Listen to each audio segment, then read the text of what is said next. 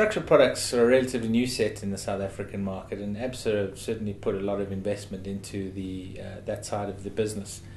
We've seen success globally in that market, and the popularity of structured products is really down to two things: the defined payoff that they offer investors, so the returns and the risks are very clearly understood and known, and the capital protected nature of most of the investments, whether that be full capital protection or an element of capital protection before any loss may be suffered.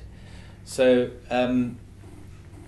the research that we've seen recently out of Absa and certainly some of the other investment houses in South Africa speaks to a pullback in the South African market. There's really nothing in the fundamentals within our local economy that can explain the full extent that this market has grown by, and generally we've put it down to South Africa just tracking the recovery globally, and any speed bumps that those economies, whether it be the US or Europe, may experience, we expect to have a multiple effect down here.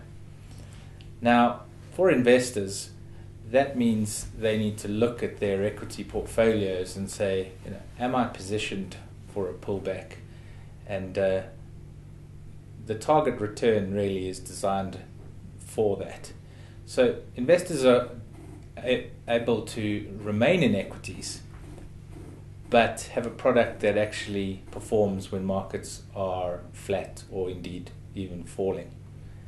So the target return has a target return of 8.5% per annum, and all that has to happen for that 8.5% to be locked in is that the market doesn't fall by more than 40% in that year.